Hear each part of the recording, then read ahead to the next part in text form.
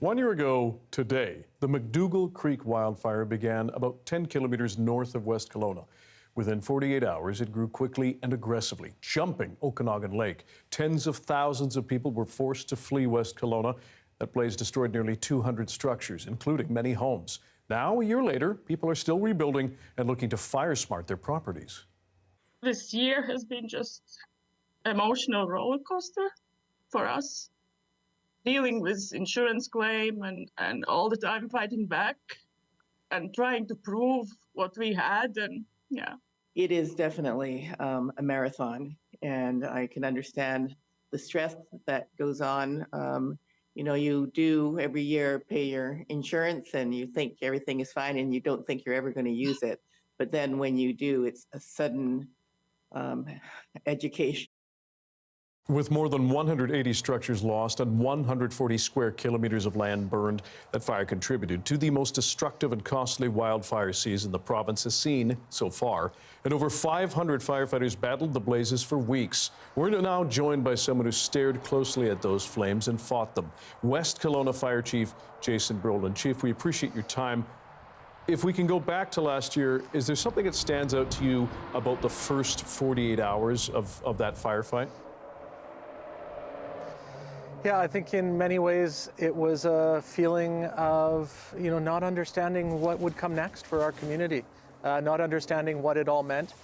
But, we weren't scared, we weren't worried. We had an army behind us fighting that fire, and that includes the firefighters, police officers, and others who came from around the province, across the country, and around the globe to help us with that fire, but also the public who rallied behind us. That's one of the real key successes about this fire is how everyone came together. And the people whose lives were saved and the homes were saved, we can't help think, though, about those whose homes were destroyed, including some of the firefighters who lost their homes and couldn't go to save them because they were trying to save other people's homes. We think about those that lost their homes every day. We drive through these neighborhoods. We, see the scars on the mountains when we come to work, and the people who lost homes are never far from our minds. The 13 firefighters in the Wilson's Landing Fire Department next door to us here who lost their homes, literally watched them burn. We think about them every day as well, but I also tell the men and women of my fire department that the focus on this story also needs to be what was saved. Thousands of homes saved and no lives lost. That was a major milestone. A year on, how does the community and your department feel? In many ways, life has returned to normal in the community. For half of the community, it didn't really change, but for those that were evacuated or lost their homes, it did, and there have been dark days since then.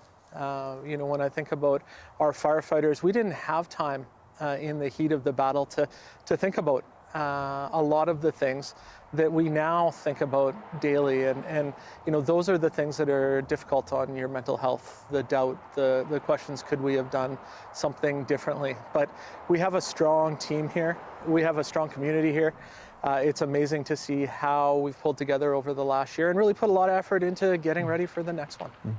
And before we get on to prevention and other work, if I can pick up on something you said around mental health, do you know of people who have either sought it or found ways to cope with the mental stress of what happened? I mean, here within our fire department, mental health is being talked about more today than it ever has been. I've been in this career for 30 years, and when I started, we didn't talk about the things that bothered us or the difficulties we faced, and now we do. And we even put efforts in to bring people's families into that picture as well, and talk with professionals about ways that we can support each other and support our mental health, particularly following the fire. But the truth of it is, I ask our firefighters to do difficult things almost every day. So the work that we've done around mental health since the fire has made us stronger for everything that we face. When it comes to prevention in this year, and we know we've already seen fires across this province with people forced from their homes, what is the work that's happening in West Kelowna right now?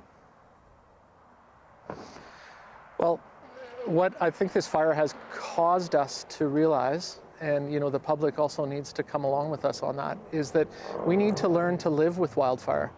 We may not face a fire this large again, but there's a chance we might. What we do know is that every year this risk is going to be with us. And that's the approach we've taken. I've taken every chance I can get, including right here and right now, to talk to the public about the Fire Smart principles. Simple things that anyone can do around their home to make it more resilient to wildfire should it strike. Move your woodpile away, clean up your eaves, look at what's planted nearby your home, and if it's combustible, move it away and plant something that's not. These are all Fire Smart principles, and urging people to take a look at them. We don't need any better example than this fire for why we have to do that. And lastly, Chief, we appreciate your time. Not only is your message going to West Kelowna and BC, you spoke at the UN. This was a worldwide message, and back then you said we're spending money on the wrong end of the problem when it comes to dealing with wildfires. Do you still believe that? There's no question. I've had quite an adventure since the fire, and that was one of the largest stages that I got to share that message on. There's no question here in West Kelowna that our climate is changing. We're having longer, hotter summers, the wind is blowing more frequently, and it's increasing our fire risk. And we need people to come along with us there and make changes to live with that wildfire. West Kelowna Fire Chief Jason Brolund, we very much appreciate your time. Thanks very much. Thank you.